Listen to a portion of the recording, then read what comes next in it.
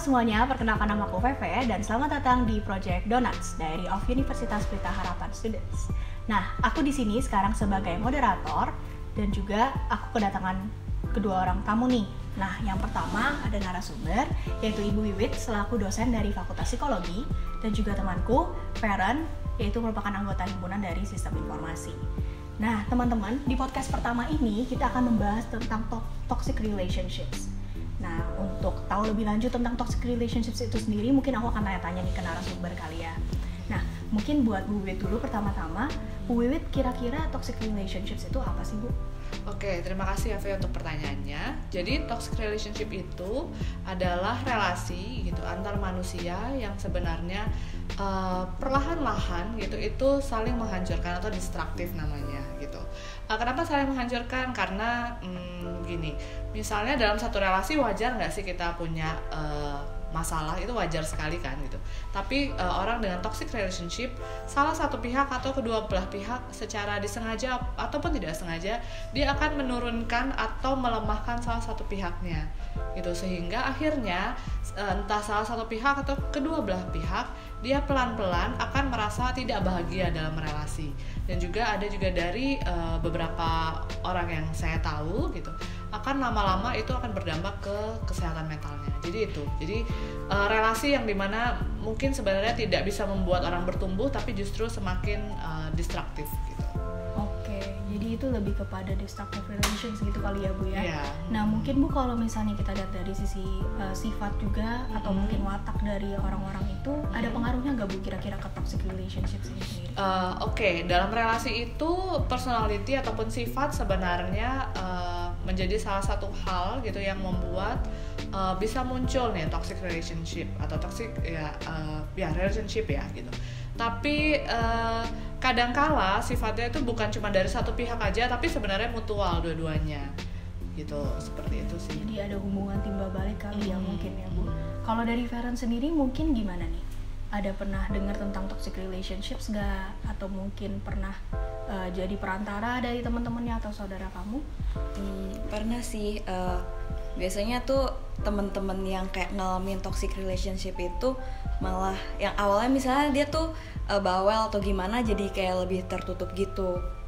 Ya kayak misalnya nih orangnya aktif berorganisasi atau gimana, cuma karena mereka ada masalah internal kok tiba-tiba jadi hilang gitu, jadi kayak nggak aktif lagi. Jadinya orang ini jadi nggak produktif. Misalnya biasa dia bisa melakukan apa, jadinya kayak terhalang gitu. Oh gitu, oke. Tapi Feren sendiri juga lagi terlibat dalam hubungan berpacaran ya kayaknya ya. Tapi gimana Feren, menurut kamu apakah hubungan berpacaran itu selalu akan nyaman-nyaman aja baru nggak toksik, atau memang butuh adanya kayak diagram atau dari hubungan gitu sendiri?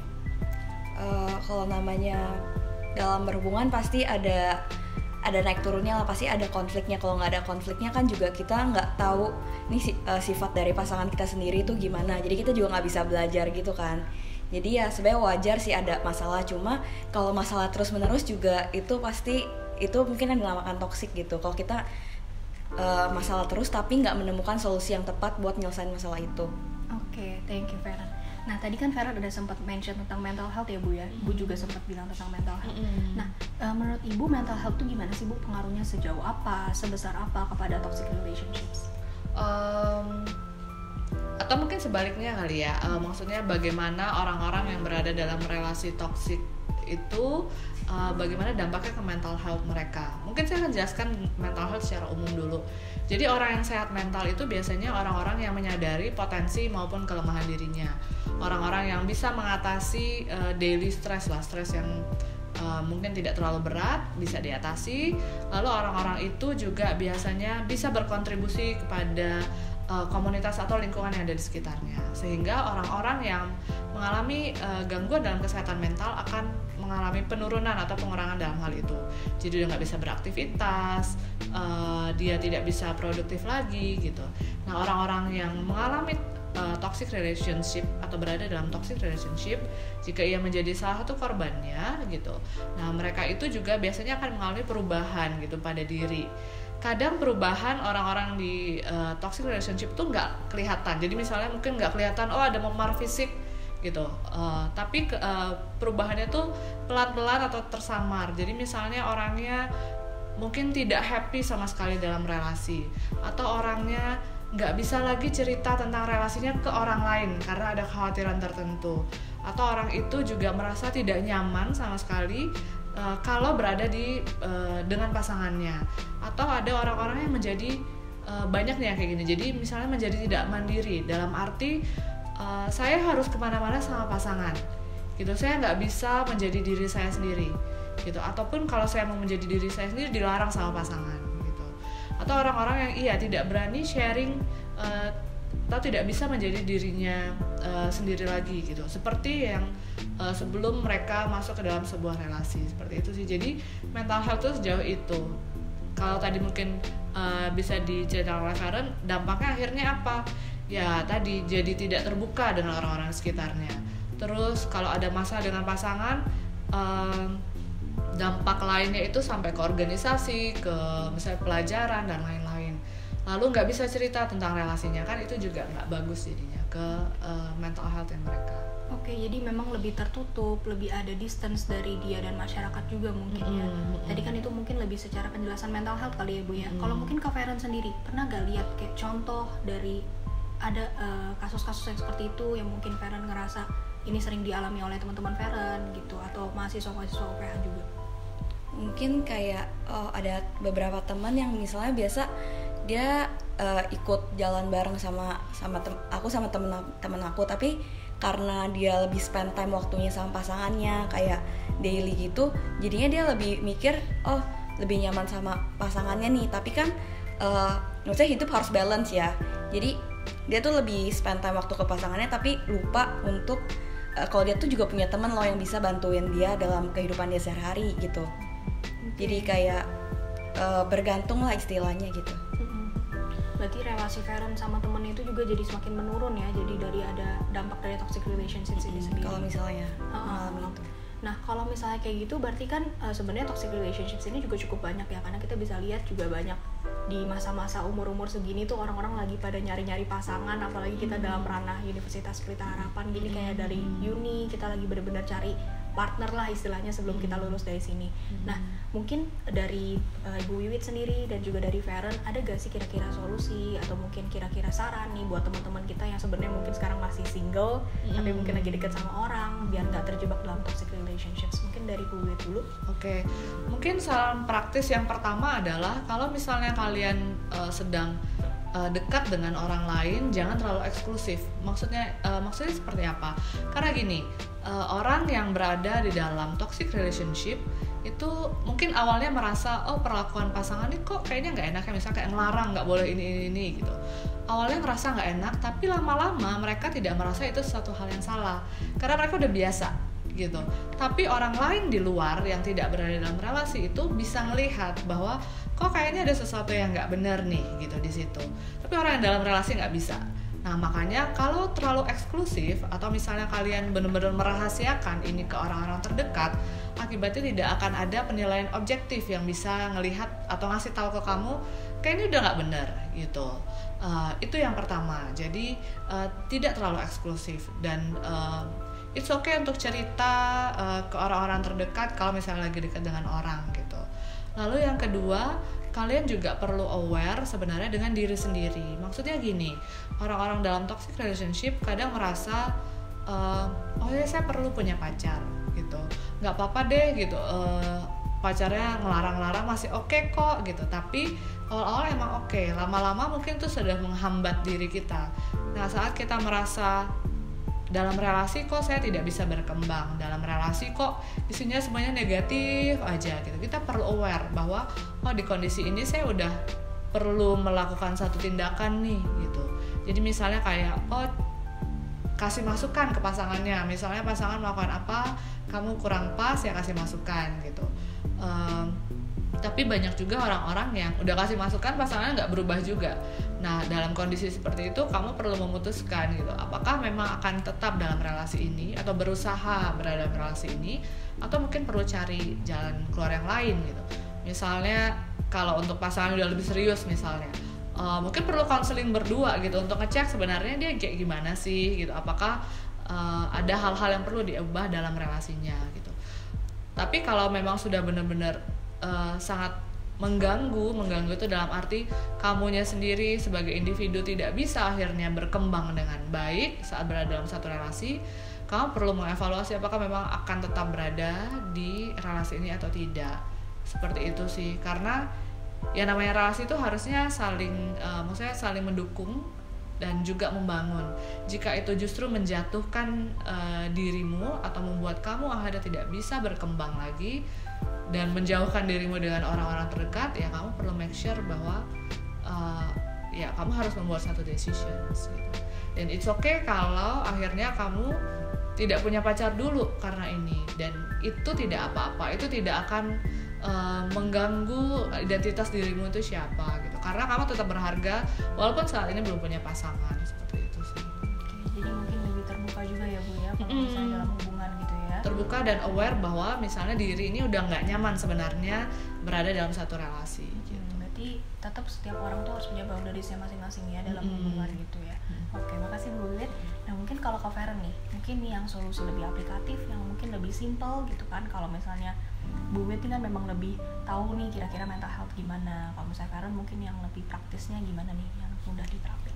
Nah, kalau menurut aku sih yang pertama itu kita harus siapin diri dulu. Kita udah tahu nih kita sebenarnya memutuskan untuk pacaran tuh karena kita emang sayang sama orangnya, atau kita cuma butuh dia karena kita lagi kesepian gitu kan. Sama kalau misalnya kita emang sayang ya boleh, maksudnya boleh pacaran. Kalau misalnya kita cuma kesepian, itu kan maksudnya kita juga bisa punya teman buat kita nggak jadi sepi gitu kan. Terus kalau misalnya nih kita tuh abis putus sama pacar kita, terus kita mikir kita kesepian dan kita mau membangun hubungan lagi, itu tuh harus dipikirin baik-baik sih. Soalnya kan kalau habis putus terus langsung pacaran tuh pasti ada masa-masa dimana kayak lagi hancur-hancurnya lah gitu, dan belum bisa berpikir jernih gitu. Terus selanjutnya juga kalau misalnya udah dalam toxic relationship, kita juga gak boleh kalau ada masalah diam-diam doang. Kalau misalnya kita nggak punya teman, kita bisa ngomongin ke orang tua kalau misalnya kita lebih dekat sama orang tua, karena kan kalau dalam hubungan pastinya orang tua ingin yang terbaik kan buat anaknya. Jadi lebih baik dikomunikasikan ke orang tua atau ke keluarga gitu. Terus menurut aku juga kalau misalnya sebelum pacaran lebih baik kita harus kenal dia dulu. Mungkin ada teman-teman dia yang udah kenal orang ini lebih dulu. Kita nggak boleh kayak ngeyel, oh dia baik sama kita nggak mau dengerin teman-teman kita, tapi kita harus juga dengerin apa kata mereka, dan kita lihat juga orang ini ternyata begini, bener apa ya kata teman-teman kita, atau enggak, oh ternyata dia nggak kayak gitu kok. Jadi kita lebih selektif aja gitu. Menurut aku sih gitu. Toleransi itu penting banget ya dalam hubungan itu ya. Jadi kayak itu gimana cara kita untuk mengurangi adanya dampak dari toxic relationships itu sendiri. Nah mungkin ini aku penasaran aja nih ke narasumber juga nih, mau dengar pendapatnya. Nah banyak kan orang bilang kalau misalnya seandainya toxic relationships itu kadang-kadang karena memang tipe-tipe orang tuh berbeda dalam berpasangan. Ada yang bilang oh aku lebih suka diposesifin nih, ada yang bilang yang lain ngelihatnya kayaknya enggak deh, itu terlalu berlebihan. Nah menurut kalian nih para narasumber, hal tersebut tuh sebenarnya gimana sih, generalisasinya tuh seperti apa? Oke, kalau secara kepribadian memang kita ini kan kepribadiannya maksudnya dibentuk dari masa kecil gitu. Bisa aja pengalaman di masa lalu membentuk saya lebih senang pasangan yang seperti apa, karena selama ini mungkin yang saya temui orang-orangnya yang cowok-cowok misalnya gini, saya senang cowok yang posesif gitu, karena mungkin selama ini itulah yang kita temui gitu. Jadi kita dibentuk berada dalam lingkungan seperti itu, sehingga pas udah gede ternyata kita punya kebutuhan yang kurang lebih sama lah gitu terkait dengan pasangan gitu. Tapi dan itu setiap orang berbeda gitu. Makanya tadi saya bilang kadang-kadang itu memang saling tiba-tiba ketemu aja dua kepribadian yang sebenarnya bertolak belakang, tiba-tiba ketemu, mungkin ya saling tertarik satu dengan yang lain karena kepribadiannya. Tapi yang paling penting untuk diingat adalah kita pasti aware sih apakah sebenarnya cara seperti itu, bahwa kebutuhan untuk ada orang yang posesif itu adalah kebutuhan yang sehat gitu. Memang mungkin awalnya enak kali ya gitu, maksudnya ada yang merhatiin, ada yang oh nggak boleh gini gitu. Tapi apakah memang untuk hubungan yang lebih lama gitu kamu siap untuk menghadapi orang yang seperti itu? Karena mungkin kadang-kadang contoh nih jealous lah, ada orang yang jealousan gitu, ada orang yang level jealousnya tuh mungkin udah tinggi banget gitu sampai kelihatannya tuh kayak obsesif gitu. Nah awal-awal kan level-levelnya maksudnya enak, oh dicemburuin, ada dia deket sama apa, lama-lama sampai udah nggak boleh pergi sama siapa. Dulu klien saya tuh sampai dicek handphone dan dia ngeprint dia nelfon sama siapa aja kayak gitu. Itu kan sudah sangat mengganggu, nggak boleh ikut aktivitas kegiatan apa-apa gitu, itu sudah sangat mengganggu. Jadi awalnya yang posesif itu tampak menyenangkan, kamu perlu pikirin lagi sih apakah memang itu sehat jika hubungannya itu jangka panjang. Balik lagi ke batasan-batasan berarti ya Bu ya? Berarti emang perlu ngecek terus gini, kalau dalam relasi perlu ngecek apakah sebenarnya kalau kamu diperlakukan seperti ini pasangan, kamu siap nggak, atau itu sebenarnya nyaman atau tidak nyaman buat kamu. Oke, makasih Bu Leni. Mungkin Feren ada tambahan kira-kira? Kalau menurut aku sih yang namanya pacaran pasti dua orang ini nggak mungkin sifatnya 100% sama, pasti ada bedanya kan. Cuma kalau prinsip aku sih kalau misalnya kita udah lihat nih orang sifatnya begini, kita nggak bisa expect kalau misalnya dia sama kita yang akan merubah dia gitu. Kita jadi kayak oh sifat dia udah begini, either kita pilih dia yang begini atau kita nunggu dia berubah. Tapi kalau misalnya dia nggak berubah ya itu bukan salah dia, karena dia emang dibentuk dari dulu tuh seperti itu. Tapi kalau misalnya emang dalam proses berpacarannya emang membangun gitu, ya mungkin sih ada kemungkinan juga dia bisa berubah gitu. Cuma kita nggak boleh expect aja kalau orang itu bakal berubah demi kita gitu. Menurut aku sih gitu. Iya, saya juga setuju sih dengan apa yang dikatakan Feren, bahwa salah satu hal spesifik nih ya, terutama untuk orang-orang yang biasanya tetap berada dalam relasi yang abusive ataupun toxic, adalah keinginan atau harapan bahwa pasangan akan berubah, which is itu nggak mungkin gitu. Orang tidak akan berubah karena kita, orang berubah karena dia decide untuk berubah. Jadi bukan karena apa yang kita lakukan gitu. Mungkin kita bisa ngasih masukan atau apa, tapi dia dengerin atau enggak ya itu keputusannya dia. Artinya tidak boleh punya ekspektasi bahwa orang akan berubah kayak gitu. Dibalik lagi sebagai keputusan ke masing-masing orang gitu ya gitu. Oke, mungkin kalau misalnya kita bahas tentang toxic relationship bakal panjang banget nih ya. Cuman mungkin dari pembahasan kita dari hari ini udah cukup mengumpulkan lah kira-kira banyak dari kasus-kasus toxic relationships gimana dan juga pengertian-pengertiannya gimana. Nah teman-teman, mungkin kira-kira podcast pertama kita akan bahas tentang itu aja. Dan buat kalian yang masih penasaran, jangan lupa buat nonton podcast berikutnya ya. See you!